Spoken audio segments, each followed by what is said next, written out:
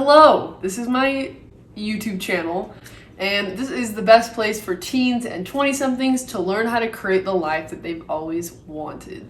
And watch me create mine as well.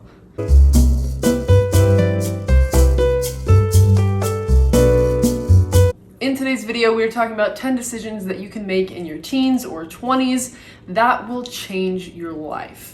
I wanted to make this video because I think often in this kind of awkward transition phase of life, we're not really sure which decisions we should make that will benefit us the most. And this is just me as a fellow 20-something. I'm also a mindset educator, podcast host, book club host, writer, and business owner. And this is just some advice from me about how you can create a life that you've always wanted and truly intentionally create a life that you love. So let's hop into decision number 1. All right, first thing, read 10 to 30 minutes every day. I know it sounds rough, and believe me, I talk about books a lot on my social medias, and I think people think that I love reading. I don't love reading. At the beginning of this year, I started reading 1 to 2 books a week, whether that be on Audible or with a physical book, and it has really helped me in a lot of ways. I don't think 1 book a week is necessarily attainable for everyone for the rest of their lives. I'm definitely not going to do that for the rest of my life. No freaking way. 10 to 30 minutes per day of an educational book, whether that be biographies, autobiographies, personal development, business, sociology, biology, any research-backed book, spirituality, or any other type of educational content that you are interested in, not just reading it because you feel like you should, something that you're interested in that will help you learn to love to learn and will allow you to expand your mindset. Do that 10 to 30 minutes every day. And a side note of this is that there's no point in reading the book if you aren't applying any of the knowledge. So I would highly recommend you're either highlighting, bookmarking, or you're taking notes. After I finish a book, I take notes every single time. I combine all the notes that I took throughout, and I have 1 book that's for note-taking when I read. And that has been awesome because I refer back to it all the time. I can look over my notes from past books that I read. So I would highly recommend that you take some sort of notes or find a way to apply the things that you're learning. Otherwise, it's pretty much useless and you might as well not really read at all. If you want to follow me on Instagram, I post a book review on there every week. I also have a book club called the Mindset Mastery Book Club that I co-host with my friend Cassidy Carlson, and you can join that book club if you want with the link in the description. We would love to have you. We would love to have you. Decision number 2 is to stop always asking yourself what you should do as opposed to what you actually want to do. Oftentimes at this point in our lives, we forget to even ask ourselves what we would actually want. And of course, we can't always do what we want, but never even asking the question is going to lead us to a fairly unfulfilling life. Decision number 3, please, my lovely, lovely friends, do not settle for a job that you know you are worth more than. And I know this is easier said than done, but if you believe that you are being underpaid and your skills way outweigh what you're doing at a specific job, I would try to be as persistent as you possibly can to get a job that you feel like is more at your level, that is challenging you, or is using your skills that you have. And sometimes if you're looking for long-term benefits of a job, I would get a job that pays less, that will connect you with people that you need to be connected with, or will give you a skill that will help you for the rest of your life. Or if you're going to college or something, work for somebody for free and learn those skills, learn those connections, because in the long term, those things will bring you income in the long term. And sometimes at this age, it's about playing the long game. Decision number 4 is really simple. And it's just to remember people's names. That's literally it. And you might be thinking, why would I say this? And this is something that's been brought up by a lot of professionals, or if you've ever read Carnegie's book, he talks about this. But remembering people's names will help you a ton, especially if you're a college student or someone that's trying to progress in your career, or someone that's even trying to Honestly, even if you're in high school, I think remembering people's names will help you a lot as like just socially in general.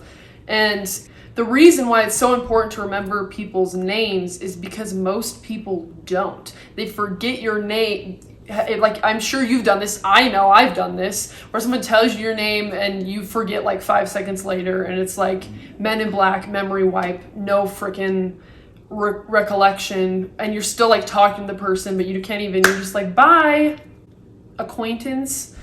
People's names, they attach really strongly to their names, and if you meet somebody and you remember their name, if you meet somebody and you remember their name, the next time you see them, that's going to mean a lot to them. And this isn't about manipulation or trying to get people to like you more. It's just about it's about authenticity. It's about being genuine. And what goes around comes around. And I think a simple way to do that is to remember people's names. Decision number 5 is to only put yourself around people that bring you energy. Please, for the love, surround yourself with people that bring you energy. It will help you so much in your life. Be around people that create a mutually beneficial relationship for you. And I know at this age, there's a lot of transition happening. We're losing friends, we're gaining friends, and it sucks. It's fun, but it sucks. It's cheesy, but the whole thing about having less friends that are really good and a bunch of friends that are just marginal, it rings true. Tip number 6 is to listen to podcasts or Audible while you get ready, drive, or you're cleaning around the house, or while you work out.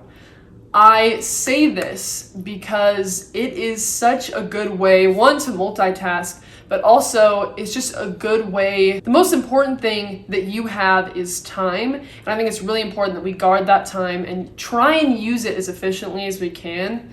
And I think this is a great way to do that, and I would highly recommend, I'm biased, but I would highly recommend trying to listen to podcasts or Audible while you work out. And I think when you're stimulating your mind while you're working out, it makes the experience a lot more enjoyable and actually go by quicker, which is the exact opposite of what I was expecting when I first started doing that.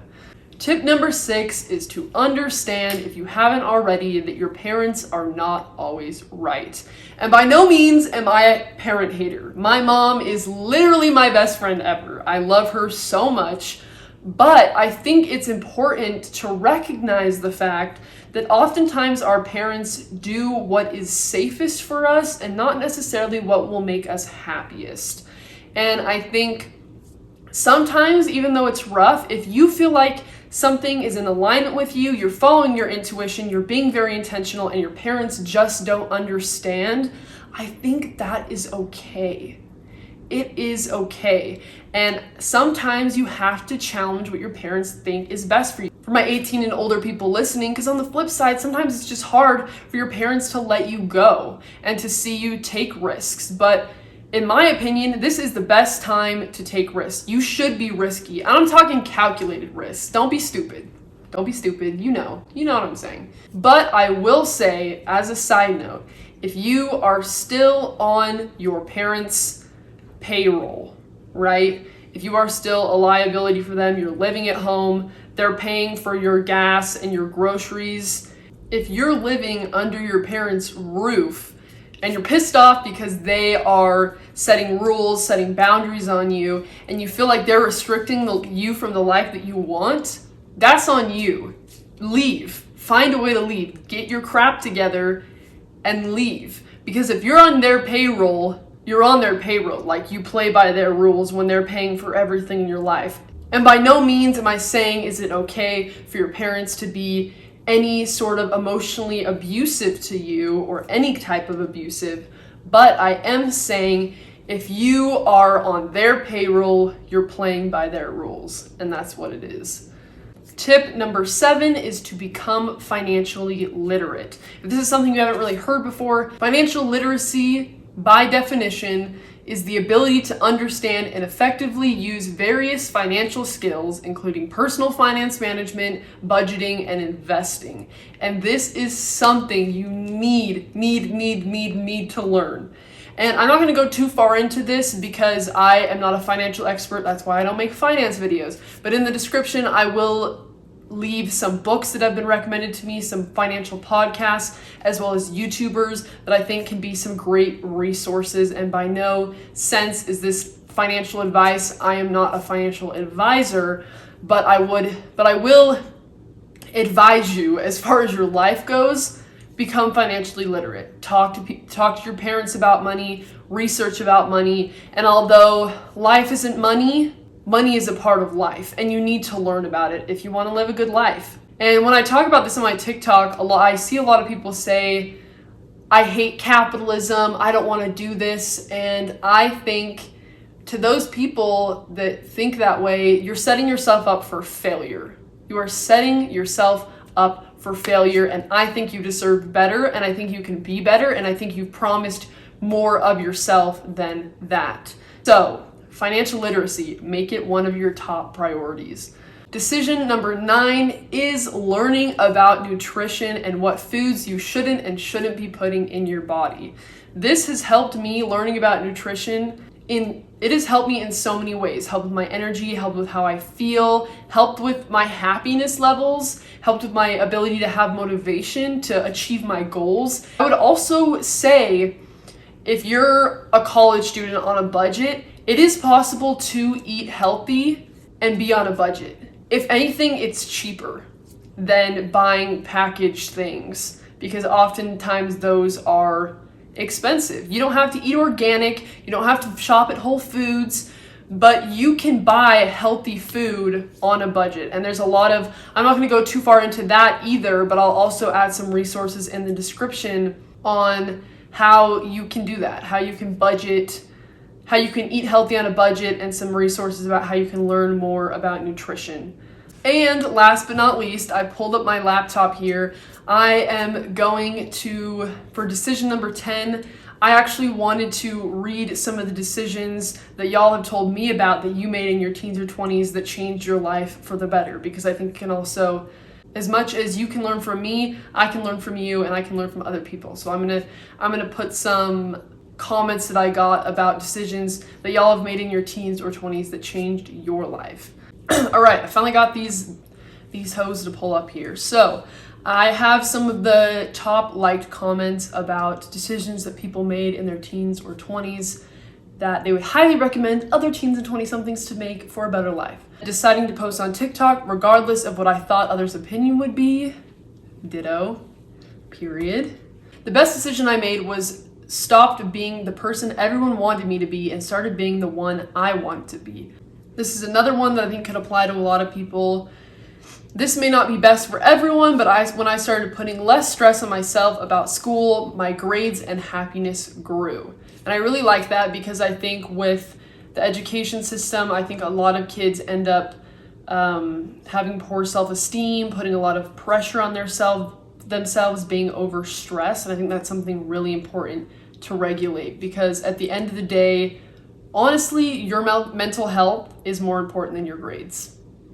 So this is another one that I really loved. Learn to do things just for the knowledge or fun of doing it. When I tell you that one thing will serve you for the rest of your life, as far as your happiness, your energy levels, your skills, even your income, the education system teaches you how to learn. This teaches you how to learn to love to learn. And if you can learn to love learning, that will serve you positively for the rest of your life. It will help you so much. Learning to love to learn. I love that. Anyways, there were a lot more of these that I really loved. You guys are some emotionally intelligent kings and queens. Thank you for letting me share your advice, and I hope this was helpful, and I hope this can also start a discussion, whether it be in the comments if you're watching this on YouTube, or within your house with your friends. Or even with yourself. I hope we can just start a discussion or a thought process within your own mind. So, thank you for watching. Happy to be here, and I hope you have a lovely week. Cheers. By the time you're watching this, I will be in Costa Rica. Follow me on Instagram for the Costa Rica pics. Anyways, love you, bye!